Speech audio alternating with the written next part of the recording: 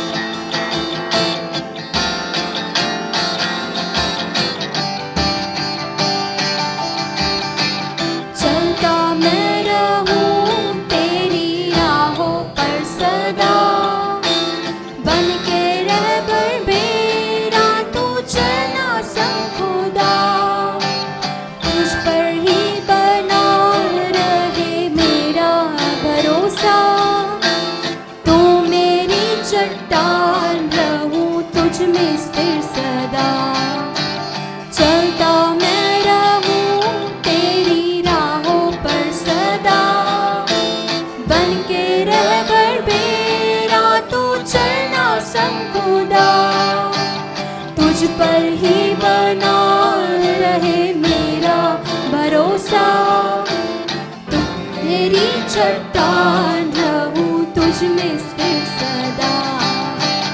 आराधना तेरी आराधना,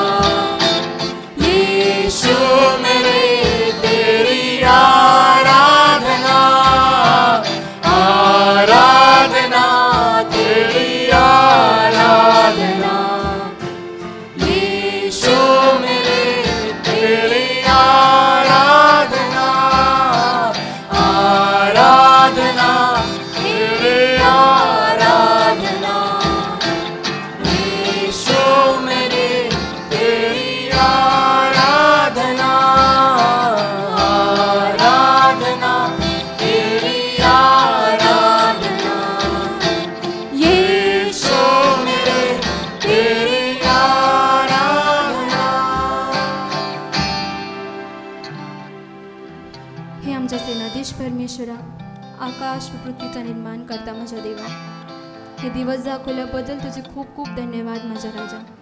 तुझ्या समक्षतेत प्रभू परमेश्वरा तू मला एकत्रित आणलंस, त्यासाठी तुझ्या नावाला मान महिमा गौरव देतो प्रभू. येणारं वचनसाठी आम्ही प्रार्थना करतो प्रभू परमेश्वरा. तुझ्या सेवकाद्वारे बोलत असताना प्रभू परमेश्वरा निघणारे प्रत्येक शब्द येशू ख्रिस्ताच्या नावामध्ये मान्य करून घ्या, असं तू कृपेनं कर. ते वचन प्रभू परमेश्वरा आम्ही आमच्या अंतःकरणात लागू करावं असं होते प्रभू परमेश्वरा. आम्ही प्रभू परमेश्वरा ते बीजाप्रमाणे ते परत 7 पट दुप्पट प्रभू परमेश्वरा ते येऊ दे, असं तू कृपेनं कर प्रभू परमेश्वरा. इथून पुढची सर्व वेळ मी तुझ्या हाती देत तारणाऱ्या येशूच्या प्रिय पवित्र गोड नावाने मागते म्हणून ऐकते त्या. आमेन.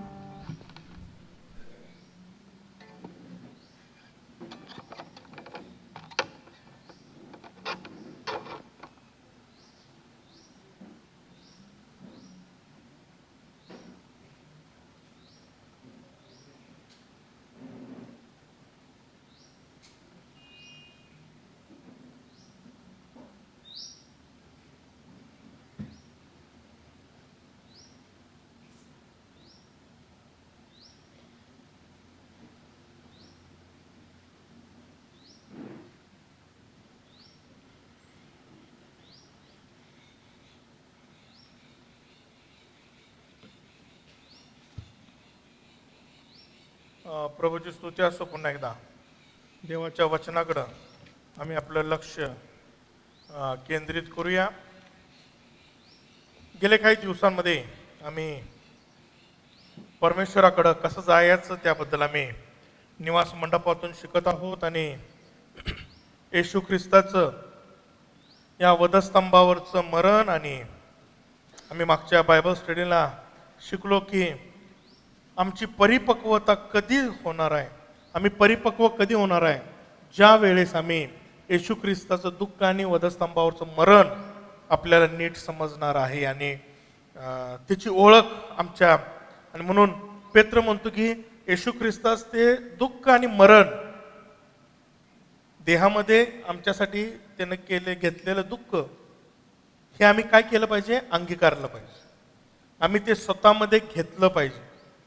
आणि म्हणून आम्ही मेजामध्ये सुद्धा हात घालत असताना नेहमी आम्ही म्हणतो की त्याच्या मरणाची तो येईपर्यंत काय घोषणा करणारे आम्ही आहोत. आणि म्हणून आम्ही येशू ख्रिस्ताचं जे मरण आहे हे तुमच्यासाठी आणि माझ्यासाठी फार महत्त्वाचं आहे. आणि या सर्व गोष्टी जेव्हा आम्ही बघत आहोत आणि त्या होम विधीवर ज्यावेळेस येशू ख्रिस्तानं त्या वधस्तंभावर मरण सोसलेलं आहे त्याकडं आम्ही आमचं लक्ष आज केंद्रित करणार आहोत. आजपासून आम्ही होम विधीवर जे अर्पण केली जात होती 5 अर्पणं त्याबद्दल आम्ही शिकणार आहोत. आणि फार महत्त्वाचं आहे की तुमच्या आणि आमच्या जीवनामध्ये तो वधस्तंभ. आणि आम्हाला माहीत आहे की वलांडन सण परमेश्वरानं इस्रायल लोकांना करण्यासाठी सांगितलं आणि निसान महिना आणि धार्मिक वर्षाची काय ती सुरुवात आहे. आणि म्हणून आमच्या धार्मिक जीवनाची सुरुवात कुठून होत आहे तर ती त्या वधस्तंभापासून होत आहे. त्या कोकऱ्याच्या वधल्या जाणाऱ्या वधला गेलेला आणि त्याचं रक्त जे आमच्यासाठी सांडलेलं आहे त्याद्वारे आम्ही त्याच्या समक्षतेत जाण्याचं पहिलं पाऊल काय करत असतो, टाकत असतो. आणि म्हणून येशू ख्रिस्ताचं वधस्तंभावरचं मरण आमच्यासाठी देहामध्ये केलेलं त्यानं दुःख सहन केलेलं हे आम्ही अंगीकारणं फार गरजेचं आहे. ते अंगी जर करायचं आहे, जर आमच्या जीवनामध्ये ते लागू करायचं आहे तर आम्हाला त्याचे सगळे गुण वैशिष्ट्य त्याचे सर्व गोष्टी आम्हाला माहीत असणं फार गरजेचं आहे. जेव्हा आम्ही निर्गम याचा 29वा अध्याय वाचतो, कोणतरी वाचा ज्याच्याकडं माईक आहे, माईक त्या. निर्गम 29 अनुशिष्टांकडे 37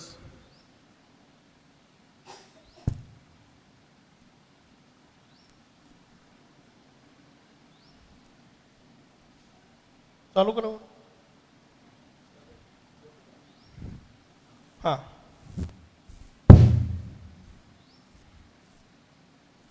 निर्गम सदर सेल सेल बद्दल 7 दिवस वेदीसाठी प्रायश्चित्त करून ती पवित्र कर, म्हणजे वेदी परमपवित्र होईल. ज्याचा वेदीला स्पर्श होईल ते पवित्र ठरतील. आता या ठिकाणी आम्हाला पाहायला मिळतं की ही वेदी परमेश्वर म्हणतो ही परम पवित्र आहे. आणि म्हणून परम पवित्र फार महत्वाचं आहे की निवास मंडपामध्ये परम पवित्र स्थान आहे, त्यामध्ये कोश आहे, पण अंगणामध्ये जी वेदी आहे, जो वधस्तंभाचं दर्शक आहे, परमेश्वर इस्रायलला सांगत आहे मोशेद्वारे की ही वेदी हा वधस्तंभ तुमच्यासाठी आणि परमेश्वरासाठी परम पवित्र आहे. आणि जेव्हा आम्ही निवास मंडपातले सगळे जे आर्टिकल्स आहेत, वेगवेगळ्या वस्तू आहेत, त्यांचा आम्ही अभ्यास करतो, तर सर्व वस्तूंपेक्षा मोठी कोणती वस्तू असेल तर ती म्हणजे ही होम वेदी आहे. आणि म्हणून हिची जर लांबी आणि रुंदी जर बघितली 5 हात बाय 5 हात बाय 5 हात आणि उंची 3 हात, म्हणजे जवळजवळ 1.7 किंवा 1.8 ही उंची आहे.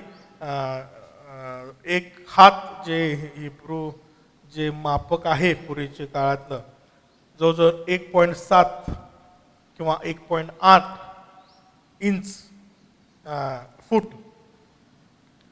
च्या आसपास जो आहे. आणि म्हणून 5 बाय 5 बाय 5 हात ही आहे. आणि सर्व वस्तू जे 6 गोष्टी आहेत त्या वस्तूंपेक्षाही काय आहे, मोठी आहे. जेव्हा आम्ही या वेदीचा अभ्यास करतो, परमेश्वरानं ही महत्वाची विधी, हे महत्वाचं परमपवित्र गोष्ट का ठेवलेले आहे. बऱ्याच वेळेस आम्ही विचार करतो की असं चुकीचं आहे का.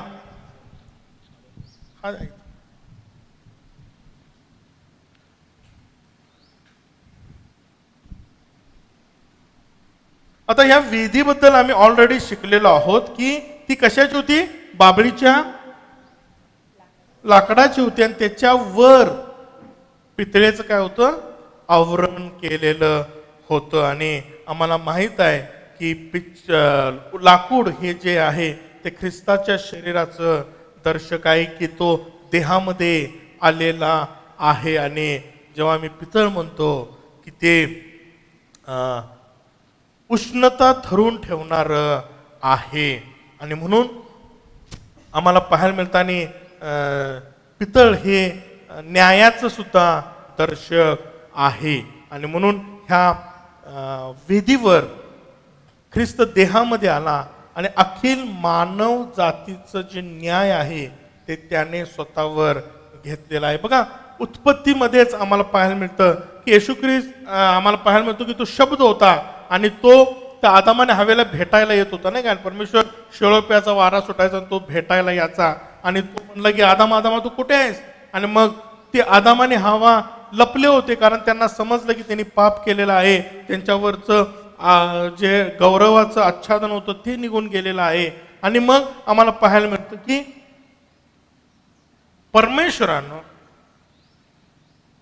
दाखवलेलं आहे की प्रायश्चित्त केल्याशिवाय, कोणतरी मेल्याशिवाय तुमच्या पापाची काय होणार नाही, क्षमा होणार नाही. आणि म्हणून उत्पत्तीमध्येच आम्हाला पाहायला मिळतं की परमेश्वरानं एक वासरू कोकरा कापलेला आहे आणि त्याचे चर्मवस्त्र त्या आदामाने हवेला घातलेले आहेत. या ठिकाणी आम्हाला पाहायला मिळत आहे की तो आदामाने हवेला सांगत आहे की मी पवित्र आहे आणि जर तुम्हाला माझ्या समक्षतेत राहायचं आहे, माझ्याकडे जर तुम्हाला यायचं आहे, तर तुम्हाला तुम्ही पवित्र असणं हे फार गरजेचं आहे. आणि म्हणून ही परम पवित्र गोष्ट त्यानं तुमच्या आणि आमच्यासाठी अशासाठी ठेवलेली आहे की त्यानं तुम्हाला आम्हाला काय करावं, पवित्र करावं. आणि म्हणून त्या वधस्तंभाजवळ, आणि पाऊल म्हणतो की मी वधस्तंभी खेळला गेलेलो आहे. आज आम्ही त्या वधस्तंभाचं, त्या होम विधीचं काही गोष्टी आम्ही काय करणार आहे, शिकणार आहे. आणि मगच आम्ही पाहणार आहे की या 5 अर्पण काय आहेत. आणि आम्ही मागच्या वेळेस जेव्हा अभ्यास केला तेव्हा बघितलं की 5 इथं सगळ्या गोष्टी 5 आहेत. 5 वस्तू आहेत या वेदीवर काम करण्यासाठी. 5 वस्तू आहेत, 5x5 आहे नाही का.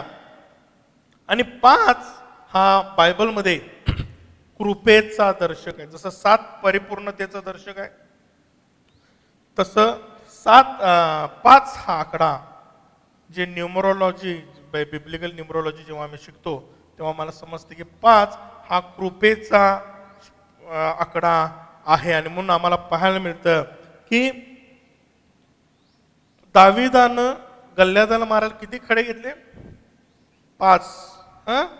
आणि मग इथं आम्हाला त्या विधीवर 5x5 दिसतो नाही का, क्युबिक आहे. आणि मग 5 अर्पण त्या ठिकाणी करायला सांगितलेली आहेत. आणि मग हे सगळं 5 पुस्तकांमध्ये लिहिलेलं आहे. या वेदीवर काय काय करायचं आहे हे या 5 पहिल्या 5 पुस्तकांमध्ये, मोशेचे पेंटॅकल्स म्हणतो आपण नाही का, पंचग्रंथ म्हणतो, हे 5 आम्हाला पाहायला मिळतात. आपल्याला बघायला मिळतं की कृपा कशी आहे. तर नोहाचा तारू 5 महिने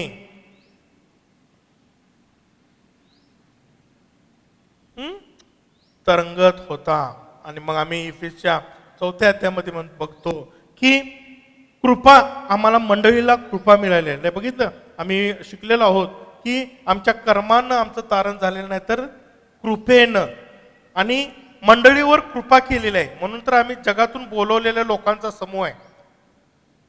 मग तिथंही 5 गोष्टी दिसणं गरजेचं आहे. आणि म्हणून आम्हाला पाऊल मंडळीला सांगताना तो 5 पदरी सेवा देत आहे. या 5 पदरी सेवेच्या द्वारे देवाची कृपा आम्हाला समजते आणि त्या कृपेचा अनुभव तुम्ही आणि आम्ही घेऊ शकतो. आणि म्हणून आम्ही बघतो की 5 आम्हाला पवित्र शास्त्रामध्ये अनेक ठिकाणी आलेलं आहे. आणि त्या प्रत्येक ठिकाणी आम्हाला देवाची कृपा आमच्यावर कशा प्रकारे झालेला आहे ते आम्हाला दाखवत आहे. आणि म्हणून जेव्हा आम्ही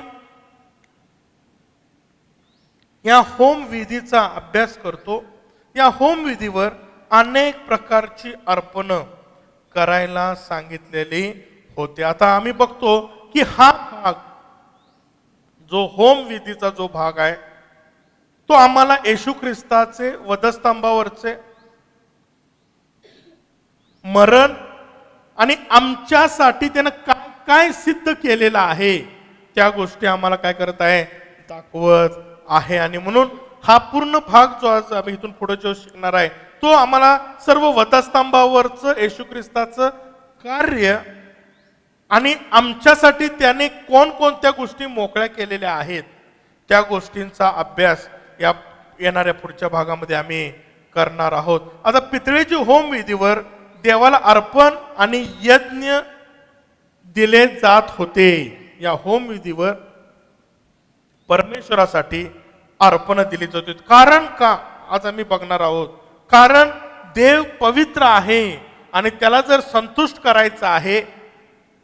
बघा, परमेश्वर म्हणतो पापाचं वेतन मरण आहे. देव पवित्र आहे आणि तो म्हणतो की तुम्हीही पवित्र असा. आणि जर परमेश्वरासाठी जर माझं पाठी जर मोकळी व्हायची आहे, जर परमेश्वरासमोर मला निर्दोष निष्कलंक आणि पवित्र जर मला दिसलं जावं अशी जर आमची इच्छा असेल तर तो पवित्र आहे, आम्हीही पवित्र असणं गरजेचं आहे. म्हणून ही अर्पण दिली जात होती. आज आम्ही बघणार आहे की ही अर्पण ही छाया होती. आम्ही शिकत आहोत गेल्या अनेक महिन्यांपासून की निवास मंडप आणि ही अर्पण आणि विधी हे सगळे गोष्टी आम्हाला येशू ख्रिस्ताकडे घेऊन जात आहेत. ते गोष्टी आम्हाला येणारा येशू ख्रिस्त काय करणार आहे त्या गोष्टी आम्हाला सांगत आहेत. आणि म्हणून आम्ही निवास मंडप येशू ख्रिस्ताची छाया म्हणून बघत आहोत. आम्ही ही अर्पण येशू ख्रिस्ताची छाया म्हणून बघत आहे. 2000 वर्षापूर्वी येशू ख्रिस्त आलेला आहे आणि त्याने ती सर्व छाया जी टाईप होता तो वास्तविक स्वरूपामध्ये येशू ख्रिस्तानं पूर्ण केलेले आहे. आणि म्हणून आम्हाला पाहायला मिळतं की अभिवचनामध्ये दिलेल्या तारणाऱ्या येशू ख्रिस्ताचं कार्य जे आहे ते आम्हाला पूर्ण झालेलं पाहायला मिळतं. आणि पापी लोकांसाठी जी पापी लोकांची गरज होती ती गरज पूर्ण करण्यासाठी येशू ख्रिस्तानं ही सर्व योजना पूर्ण केलेली. आम्ही बघत आहोत परमेश्वराचं कॅलेंडर आणि येशू ख्रिस्ताचं घटनेचं कॅलेंडर आम्ही शिकत आहोत. आणि आम्ही बघितलं 2 ऋतू आहेत. कोणकोणते? पहिला ऋतू कुठला आहे? वसंत ऋतू आणि शरद ऋतू. वसंत ऋतू हे येशू ख्रिस्ताचं पहिलं येणं आहे, देहरूपामध्ये येणं आहे. आणि दुसरा शरद ऋतू हे येशू ख्रिस्ताचं दुसरं येणं आहे. जर येशू ख्रिस्तानं वसंत ऋतूतील सण, वसंत ऋतूतील कॅलेंडर जर पाळलेला आहे तर तो शरद ऋतूतील कॅलेंडर ही तो पाळणार आहे आणि त्यातील सण ही तो करणार आहे. आणि हे दोन्ही ऋतूतील सण आणि येशू ख्रिस्ताचं हे घटनेचं कॅलेंडर आम्हाला एकच गोष्ट शिकवते की पापी लोकांसाठी परमेश्वराचा जे उद्देश आहे की पापी लोकांचं तारण व्हावं ते पूर्ण करण्यासाठी येशू ख्रिस्त या भूतलावर आलेला आहे. आणि म्हणून इस्रायलाच्या यहोवाने इस्रायल लोकांना त्याच्या उपासने संदर्भात जेव्हा सांगितलं की तुम्ही कशी माझी उपासना करावी त्यावेळेस परमेश्वरानं हे अर्पण इस्रायल लोकांना सांगितलेले आहेत. आणि म्हणून आम्ही जेव्हा ख्रिस्ताचं अर्पण जेव्हा वधस्तंभावरचं बघतो तेव्हा आम्हाला येशू ख्रिस्तानं जे पूर्ण केलेलं आहे त्या वधस्तंभावर ते जर आम्हाला नीट समजायचं आहे तर आम्हाला ही परमेश्वराने इस्रायल लोकांना जी अर्पण सांगितली होती ती आम्ही समजून घेणं, त्याचा अभ्यास करणं फार गरजेचं आहे. म्हणून ख्रिस्ताच्या बलिदानाने वधस्तंभावरील ही सर्व 5 अर्पणे जी छाया होती जुन्या करारामध्ये ती वास्तविक स्वरूपामध्ये 2000 वर्षापूर्वी त्या वधस्तंभावर ती पूर्ण केलेली आहेत. आता ही कोणती अर्पण आहेत? आम्हाला या अर्पणांचा जेव्हा अभ्यास करतो आम्हाला लेवीच्या पुस्तकामध्ये आम्हाला ही 5 अर्पण पाहायला मिळतात. लेवी याचा पहिला अध्याय, पहिल्या अध्यायामध्ये आम्हाला होम अर्पण पाहायला मिळतं. दुसऱ्या अध्यायामध्ये आम्हाला अन्नार्पण पाहायला मिळतं. तिसऱ्या अध्यायामध्ये आम्हाला शांती अर्पण पाहायला मिळतं. आणि चौथ्या अध्यायामध्ये आम्हाला पापार्पण पाहायला मिळतं. आणि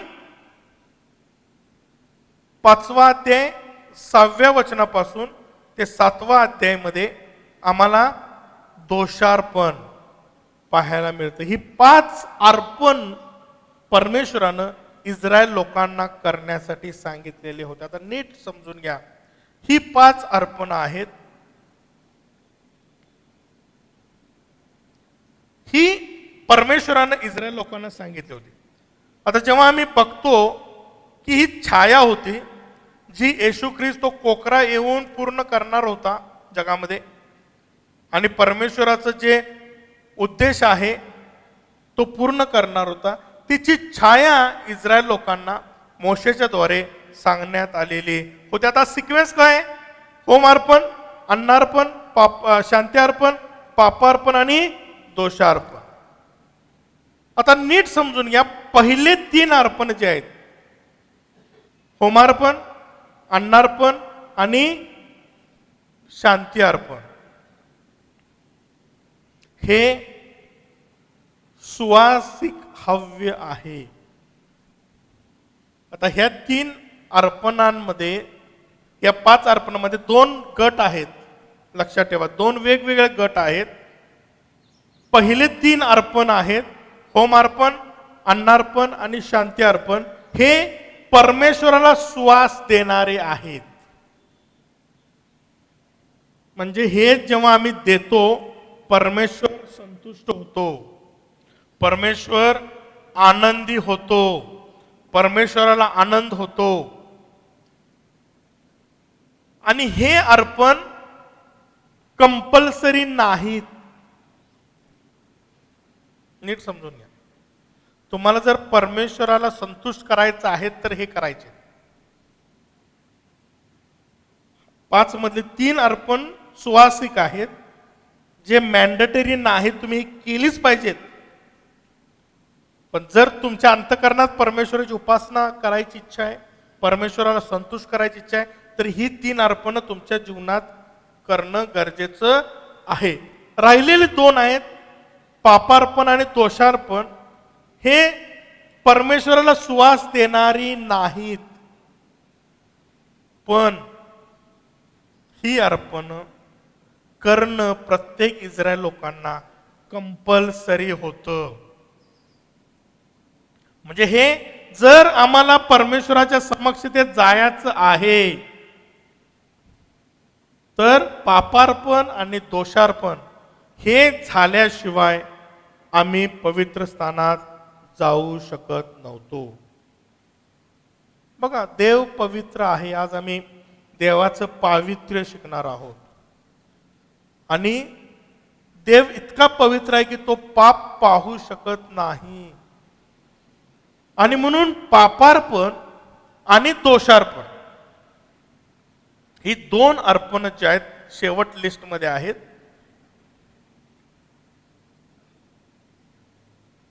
हे दाखवण्यासाठी की पहिली 3 देवाच्या दृष्टीनं ती सुवासिक आहेत. शेवटची 2 देवाला सुवास, पापापासून देवाला काही सुवास मिळत नाही. तुम्ही तुमच्यावर दोष ठेवून परमेश्वराला कधीही आनंद होत नाही. तुम्ही पाप केलं, पापाबद्दल तुम्ही पापार्पण केलं, परमेश्वराला कधीच त्याच्याबद्दल आनंद होत नाही. परमेश्वराची इच्छा आहे आम्ही पापच करू नये. पण पापाचं वेतन मरण आहे, आणि जर मरण मला घ्यायचं नाही तर माझ्यासाठी रथ बदली म्हणून कुणाला तरी मी मारणं गरजेचं आहे. मग तिथं कोण आहे? छाया होती. जुन्या करारामध्ये कोकरे वधले जात होते. पण आज येशू ख्रिस्त आलेला आहे. 2000 वर्षापूर्वी छाया वास्तविक स्वरूपाला भेटलेले आहे. स्वतः येशू ख्रिस्त त्या वधस्तंभी तुमच्या आणि आमच्यासाठी मरण पावलेला आहे. म्हणून पाऊल म्हणतो की तुम्ही परत पाप करू नये. पण जरी आम्ही पाप केलं तरी आमच्यासाठी रेमेडी आज उपलब्ध आहे. पण त्या पापाचं जे अर्पण केलं जातं ते परमेश्वराला कधी सुवास देणारं नाही. आणि म्हणून आम्हाला ही ऑर्डर परमेश्वर त्या अर्पणाकडे कसं बघतो त्याच्याबद्दल आहे. पण जेव्हा लेवी याचा 6वा अध्याय मध्ये जेव्हा तुम्ही जाता,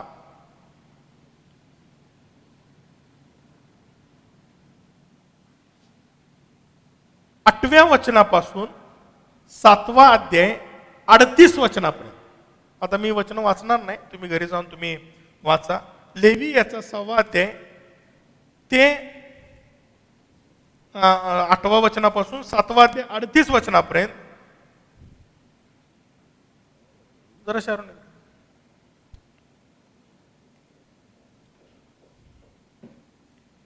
आम्हाला पाहायला मिळतं की तिथं आता वेगळी लिस्ट आहे.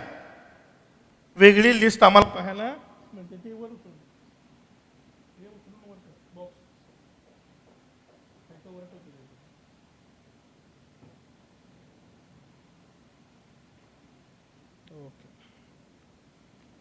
इथं आम्हाला परमेश्वराने ती लिस्ट बदललेली आहे. आता बघा, तो सिक्वेन्स नाही. तिथं काय सिक्वेन्स आहे? पहिलं काय? होमार्पण आहे, अन्नार्पण आहे, पापार्पण आहे, दोषार्पण आहे, आणि मग शांती अर्पण आहे. आता इथं ऑर्डर चेंज आहे. आता ही ऑर्डर,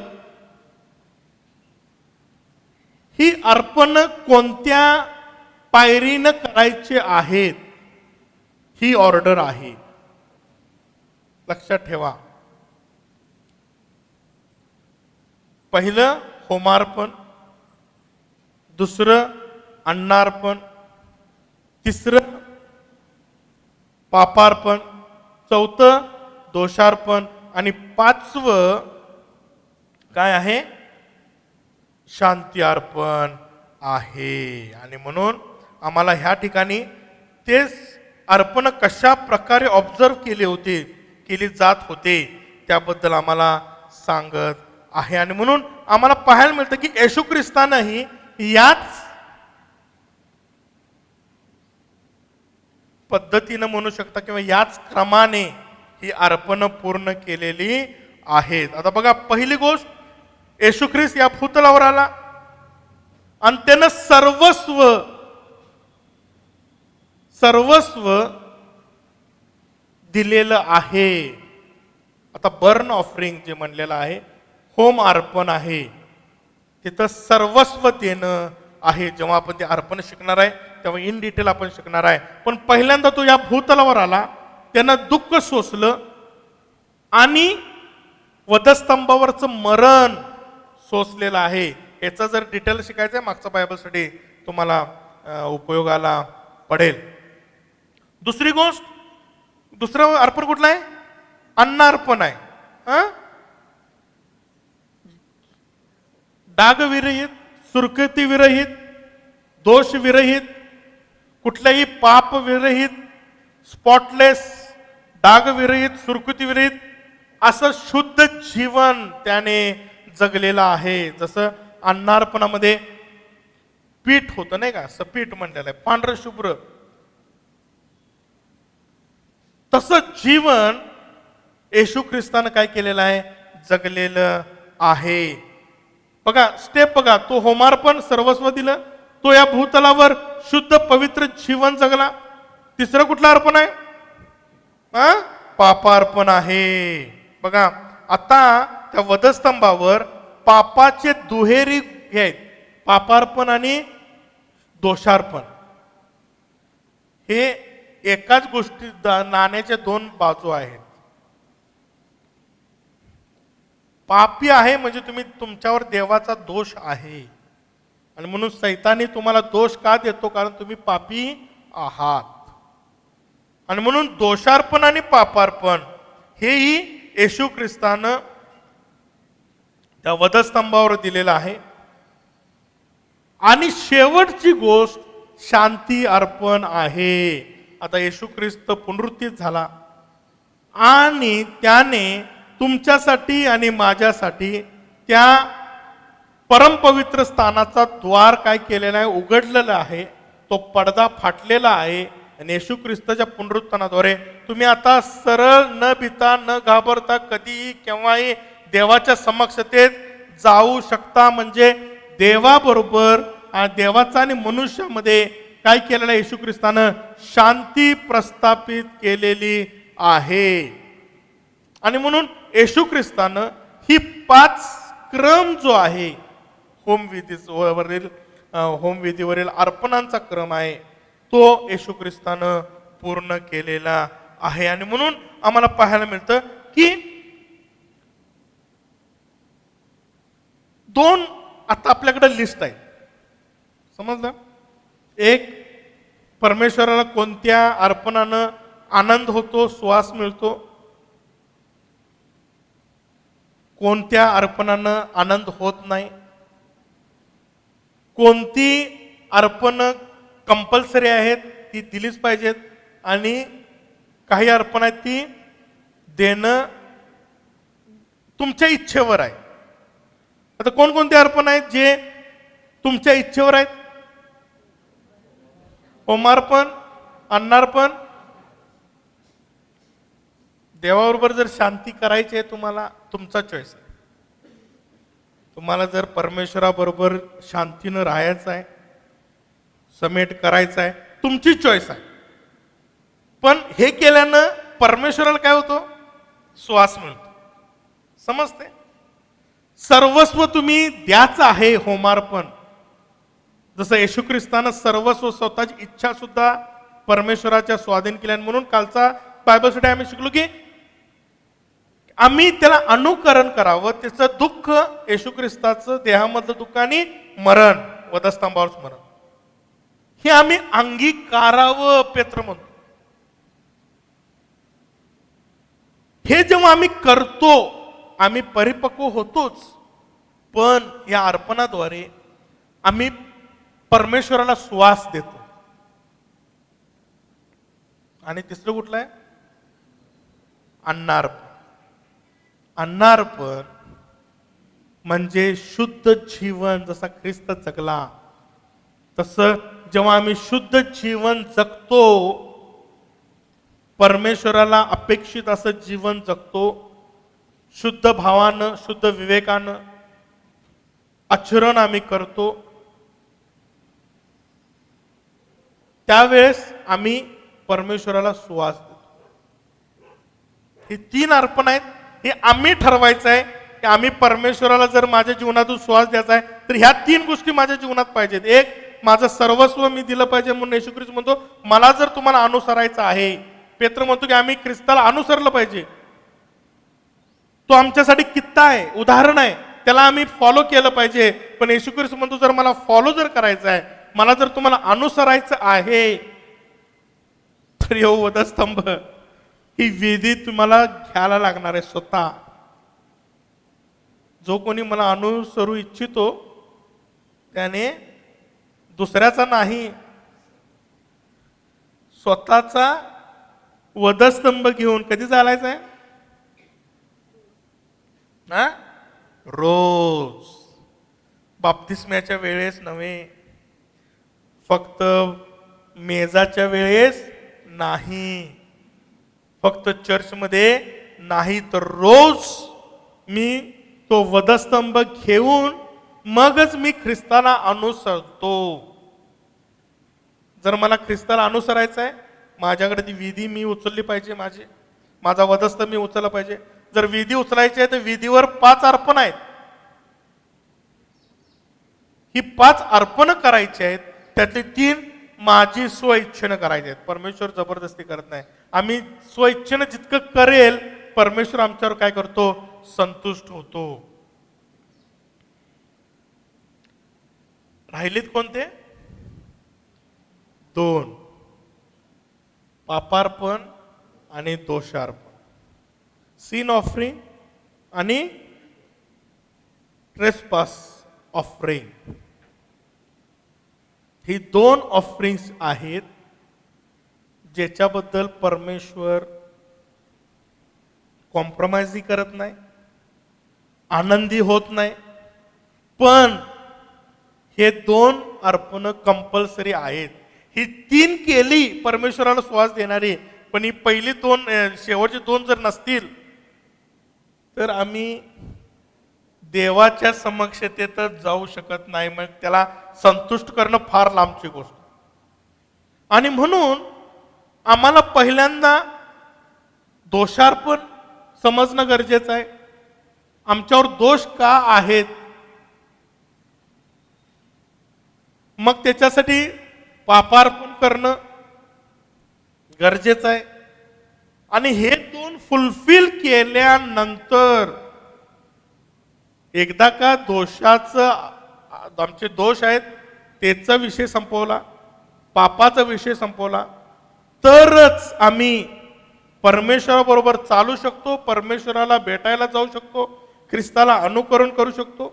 आणि म्हणून ही 5 अर्पण आम्हाला नीट समजणं फार गरजेचं आहे. ही 5 अर्पण आम्हाला समजणं फार गरजेचं आहे. जर ही 5 अर्पण समजली नाहीत तर आमच्या ख्रिस्ती जीवन कसं जगावं, परमेश्वराला संतुष्ट कसं करावं, परमेश्वर कशानं संतुष्ट होतो, परमेश्वराला आम्हाला आशीर्वाद द्यायचा आहे, त्याला तुम्हाला त्याच्या जवळ घ्यायचं आहे, त्याच्या सार्वकालिक जीवनामध्ये तुम्हाला घ्यायचं आहे, ही परमेश्वराची इच्छा आहे. म्हणून तर आम्हाला पाहायला मिळते निवास मंडपाचे नमुना मोशेला त्यानं दिलेला आहे. आम्ही बघितलं पापाची समस्या ही काय आहे, पृथ्वीपुरती मर्यादित नाही तर ती वैश्विक आहे. त्या पवित्र स्थानापासून काय आहे तर पापाची उत्पत्ती आहे. आणि जेव्हा परमपवित्र स्थानामध्ये आमची पाप काढली जाणार आहेत, ते परमपवित्र स्थानही काय होणार आहे, विटाळलं जाणार आहे. कारण ते परमपवित्र आहे, त्या ठिकाणी तुमच्या आणि आमची पातकं तिथं काढली जाणार आहेत. आणि म्हणून त्या परमपवित्र स्थानापासून परमेश्वराची इच्छा आहे की पाप नाहीच व्हावं, त्याची विल्हेवाट लागावी. पण परमपवित्र स्थानापासून जर आम्हाला पाप काढायचं आहे तर आमच्या जीवनाची पहिली पायरी ते वधस्तंभ, तेही काय आहे, परमपवित्र स्थान आहे. त्या परमपवित्र स्थानात जायचं जर असेल तर ह्या परमपवित्र वेदीजवळ आम्हाला काही गोष्टी आमच्या जीवनात करणं फार गरजेचं आहे. ते जर केलं नाही तर मला सांगू द्या, देवाचं वचन तुम्हाला कधी सत्यापर्यंत तुम्ही पोचणार नाही देवाच्या. बघा, इथून पुढे याजकांना जेव्हा जायचं होतं, इथं पवित्र स्थान आहे, ही पवित्र परमपवित्र विधी आहे, तिथं आमची नग्नता दिसता कामा नये, नग्नता दिसता कामा नये. आणि या विधीपासून तुम्ही हे विधीवरच्या सगळ्या गोष्टी केल्यानंतरच तुम्ही त्या गंगाळाजवळ जाऊ शकत होता. तिथं नवा जन्माचा अनुभव आहे. त्या ठिकाणी देवाचं वचन आमच्यासाठी पावलांकरता दिवा, मार्गांकरता प्रकाश असा आहे. त्याच ठिकाणी आम्हाला देवाच्या वचनानं आंघोळ घातली जाते.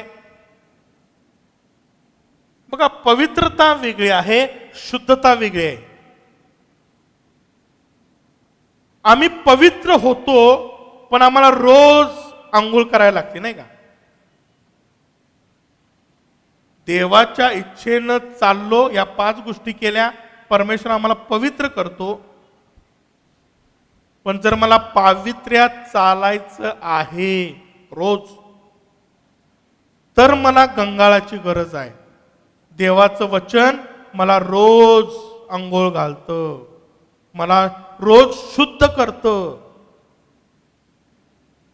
जुन्या करारात याजकाला हात आणि पाय दोन्हीही धुवायला लागत होते, कारण जुना करार कर्म पण शिकवतो आणि चालणं सुद्धा शिकवतो. पण जेव्हा आम्ही नव्या करारामध्ये येतो, आता कर्माने आमचं तारण झालेलं नाही, तर कृपेनं. बघा, कृपा कुठं आहे? हित आहे कृपा. आमचं तारण त्या गंगाळाजवळ याच्या आधीच त्या कर्माचा विषय बंद केला परमेश्वरानं.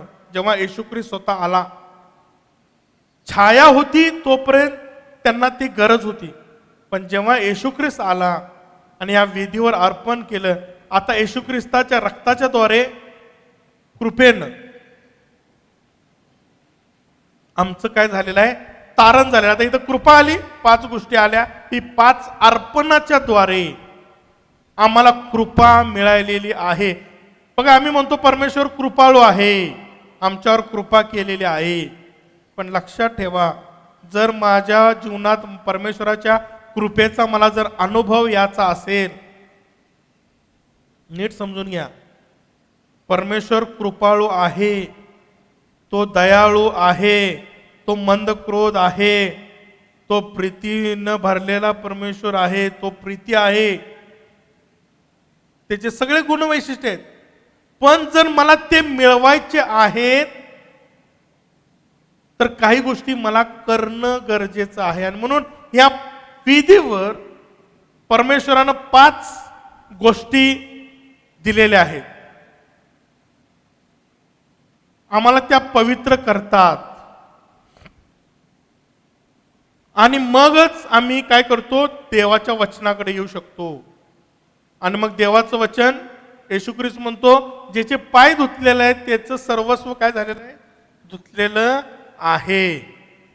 तरी पेत्र जरा उत्साहीच होता. मग एवढं महत्वाचं आहे बाबा, तुम्हाला आंघोळच घाल. परमेश्वर म्हणला, येशू ख्रिस्त म्हणतो, नाही, ज्याचे पाय धुतलेले आहेत तो सर्वस्व त्याचं धुतलेलं आहे. का? कारण ऑलरेडी तो पवित्र आहे, तो व्यक्ती. पण जेव्हा तो देवाच्या वचनाकडे येतो, देवाचं वचन आमच्या पावलांकरता दिवा आहे. आमच्या चालण्यासाठी परमेश्वरानं ते दिलेलं आहे. देवाचं वचन आमच्या पावलांकरता दिवा, आणि परमेश्वराच्या मार्गाने आम्हाला जात असताना, त्या मार्गावर ख्रिस्ताला अनुकरण करत असताना देवाचं वचन आमच्या मार्गांकरता प्रकाश असं आहे. आता इथं हाताचा काही संबंध येत नाही, कारण हात कर्म दर्शवतं, कर्मानं नाही, ऑलरेडी ख्रिस्तानं ते कर्म केलेलं आहे आमच्यासाठी. ख्रिस्त त्या वधस्तंभावर मरण पावलेला आहे. आता ह्या अर्पणासाठी कोणकोणत्या वस्तू वापरल्या जात होत्या? आता नीट समजून घ्या. 5 अर्पण आहेत, 5 वस्तू तिथं आहेत या वेदीकडेला राख काढण्यासाठी, नाही काय, ते वध केलेल्याला तोडण्यासाठी, सगळ्या 5 गोष्टी आहेत, युटेन्सिल्स. आता इथं 5 प्राणी सुद्धा आहेत. नीट बघा, आता इथं सगळं 5च दिसणार आहे, कारण जर तुम्हाला कृपा पाहिजे आहे तर 5 आकडा आम्ही कधीच विसरू नये, 5 अर्पण कधीच विसरू नये. आणि बघा या ठिकाणी 5 पशु सुद्धा आहेत. कुठले कुठले आहेत? एक तर मेंढा आहे, त्याच्या आधी बुलक किंवा ऑक्स आहे, म्हणजे मराठीत त्याला गोरा म्हणलेला आहे, गोरा. दुसरी गोष्ट मेंढा. तिसरी गोष्ट कोकरू. चौथी गोष्ट पारवा किंवा सॉरी होला. होला होला इथून बसतोय तो. आणि 5वं पारव्याचं पिल्लू, लहान पारवा आपण म्हणू शकतो, लहान पारवाचे काय ते पिल्लू आहे. म्हणून 5 अर्पण आहेत. पहिलं गोरा किंवा काही भाषांत गुरढोरं म्हणलेलं आहे. गुरढोऱ्यातील तू काय, गुरढोरं किंवा गोरा. दुसरं शेरडू किंवा मेंढरू, एकच प्रजाती येते, शेरडू आणि मेंढरू. तिसरं बकरा किंवा कोकरा म्हणलेलं आहे. चौथं होल्ले आणि 5वं पारव्याची पिले. आता लक्षात ठेवा, ही 5 ही अर्पण आम्हाला आणायचे. समजते? नीट समजून घ्या. जर माझ्यावर कृपा व्हावी आणि ही 5 अर्पण जर माझी पूर्ण व्हावीत असं जर इच्छा असेल तर 5 ही प्राणी आणणं गरजेचं आहे. आता हे 5 प्राणी कोण आहेत? तर ही 5ही प्राणी येशू ख्रिस्ताचे दर्शक आहेत. आता बघा, येशू ख्रिस्त सेवक म्हणून आलेला आहे, नाही का. आता बैल किंवा गोरा हे नेहमी सेवकाचं दर्शक आहे. सेवक तो सेवक म्हणून आला. आणि म्हणून प्रगटीकरणामध्ये 4 जे प्राणी आहेत येशू ख्रिस्तात दर्शक, त्यामध्ये सुद्धा बैल किंवा गोराचं चित्र आहे. दुसरं लॅम्ब किंवा मेंढा हे नम्रतेचं दर्शक आहे किंवा रथ बदलीचं दर्शक आहे. आता बघा, अब्राम इसाकाला घेऊन मोर्या पर्वतावर चाललेला, नाही का. आणि तो इसाकाचं अर्पण करत आहे. आता आम्ही मागच्या वेळेस शिकलो की हे जे छाया आहेत, टाईप आहेत, ते बदलत आहेत. आता इसाक कोण आहे? येशू ख्रिस्ताची छाया आहे. अब्राम कोण आहे? देव पित्याची छाया आहे. देव पिता आपल्या एकुलता एक पुत्राला त्या वेदीवर अर्पण करत आहे. आता इथं टाईप कोण आहे? इसाक कोणाचं टाईप आहे? ख्रिस्ताचं टाईप, ख्रिस्ताची छाया आहे. आता तो बांधलेला आहे नाही काय, आणि आम्ही बघितलं तो मोठा होता, लहान बाळ नव्हता, तो तरुण होता. पण असं लिहिलेलं आहे की अब्राहमाने त्याला घट्ट बांधलं. म्हणजे तो इसाक जो ख्रिस्ताचं दर्शक आहे, तो त्या वेदीवर जात असताना नम्र झाला. नम्रता ही त्या इसाकाचं दर्शक आहे.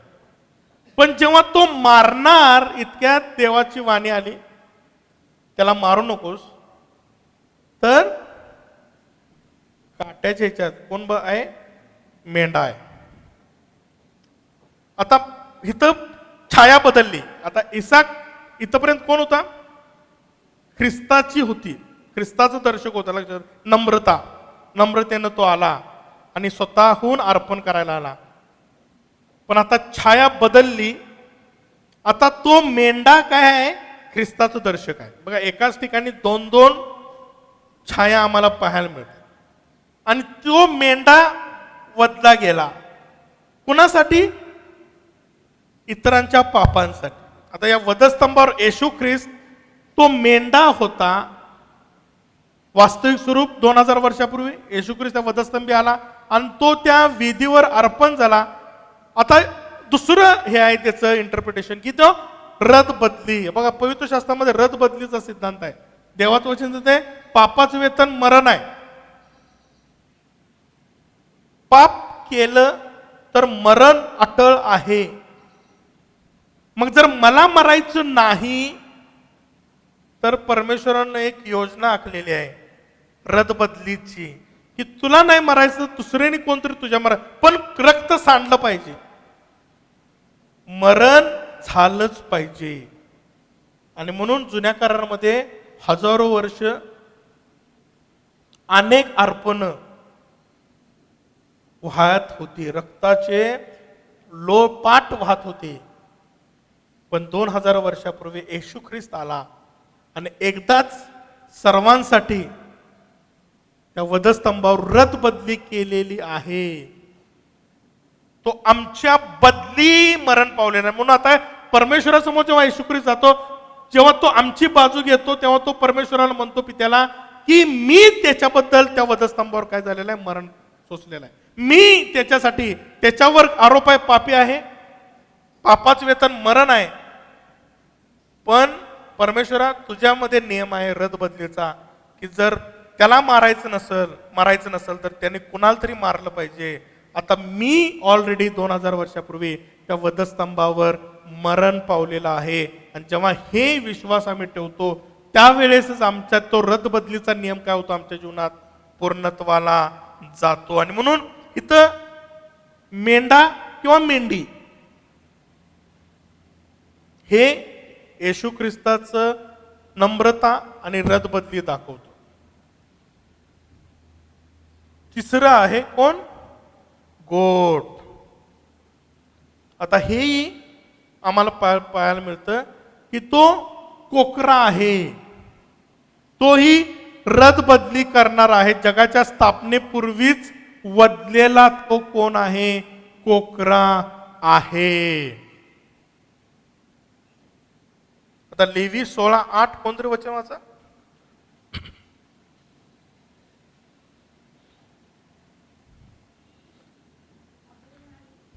अहरोनाने त्या 2 बकऱ्यांवर चिठ्ठ्या टाकल्या, एक चिठ्ठी परमेश्वरासाठी व दुसरी पाप वाहून नेण्यासाठी.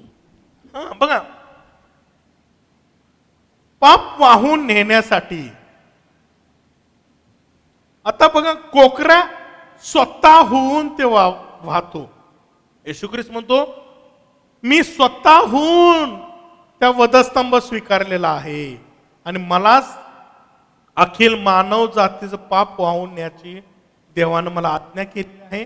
आणि मी स्व इच्छेनं ते काय करत आहे, वाहून नेत आहे. आणि म्हणून इथं कोकरा आहे, हे रथबदलीच आहे आणि स्वतःहून इतरांसाठी पाप वाहून नेण्याचं सुद्धा आहे. आणि चौथी गोष्ट काय आहे, होल्ला आणि पारव्याचे पिले. हे दोन्हीही सौम्यता दर्शवतो. सौम्यता. आणि दुसरी गोष्ट दारिद्र्य, गरिबी, पॉवर्टी. बघा, हे जेव्हा आम्ही अर्पण शिकणार आहे तेव्हा समजेल की ज्याच्याकडे काहीच नाही त्यांना द्यायची होती. बघा, काही अर्पण आहेत आमच्या परिस्थितीनुसार आहेत. माझ्याकडे काहीच नाहीये, गरीब आहे मी, मग मला हे होल्ले आणि पारव्याची पिलं हे कुणालाही कुठेही मिळू शकतील. गरीबातल्या गरीबाला ती अर्पण करायचे होते. म्हणजे परमेश्वरा दृष्टीनं सर्वांनी अर्पण करणं गरजेचं होतं. प्रत्येकाला ते आहे, वेगवेगळे अर्पण तुम्ही करू शकता. आणि म्हणून हे अर्पण आम्ही का, मी तुम्हाला हे महत्व, आज मी फक्त इंट्रोडक्शन करत आहे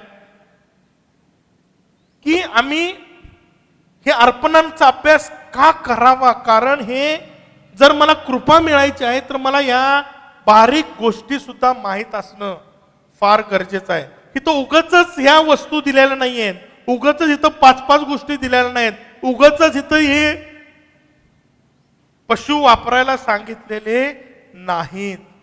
तर परमेश्वराच्या गहन आणि महत्वाच्या गोष्टी आहेत ज्या येशू ख्रिस्तानं, त्या छाया होत्या येशू ख्रिस्तानं वधस्तंभावर, त्या पूर्ण केलेल्या आहेत.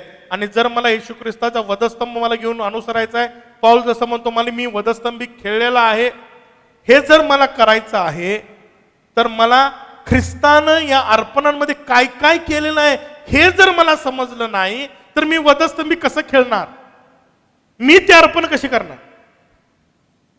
समजलं तुम्हाला. मला जर अर्पण व्हायचं आहे तर आमच्याकडे एकच कित्ता आहे, एकच उदाहरण आहे, म्हणजे ख्रिस्त, ज्याने ही अर्पण स्वतः काय केलेले आहेत, पूर्ण केलेले आहेत. जर येशू ख्रिस्त म्हणतो मला जर तुला अनुसरायचं तर तू वधस्तंभ घेतला पाहिजे, म्हणजे तूही जसा मी माझा वधस्तंभ घेतला तसा तूही तुझा वधस्तंभ घेतला पाहिजे. म्हणजे तूही तुझ्या जीवनामध्ये ह्या प्रकारची अर्पण तू करणं हे गरजेचं आहे. आणि म्हणून आम्हाला जर कृपा मिळायची आहे, बऱ्याच वेळेस आम्हाला मिळतो नाही आमच्या कर्मानं नाही तर कृपेनं आमचं तारण झालेलं आहे. किती जणांना वाटतंय हे बरोबर आहे? किती जणांना वाटतं की कर्माने नव्हे तर कृपेनं आमचं तारण झालेलं आहे? सगळ्यांना वाटते नाही का? किती जणांना वाटतं की माझ्यावर कृपा झालेली आहे, ह्या कृपेत माझा सहभाग आहे? खरंच इफिस्काराचं पत्र मी वाचलं आणि त्यामध्ये कृपा आहे आणि येशू ख्रिस्ताच्या त्या वधस्तंभावरील मरणाद्वारे, त्याच्या रक्तसाण्याद्वारे आम्हाला कृपा मिळालेली आहे. पण माझ्यावरती झाली का? बायबलमध्ये लिहिलंय येशू ख्रिस्तानं ती कृपा उपलब्ध केलेली आहे, पण खरंच माझ्या जीवनात ती कृपा आहे का? का मी मरेपर्यंत त्याच आशेनं आणि त्याच काय म्हणतो त्याच चुकीच्या कल्पनेनं आणि त्या चुकीच्या विश्वासानं मी जगत आहे की माझ्यावर कृपा झालेली आहे? आणि एक दिवस त्या दयासनासमोर जाऊ आणि आम्हाला समजल अरे माझ्यावर कृपाच झाली नाही,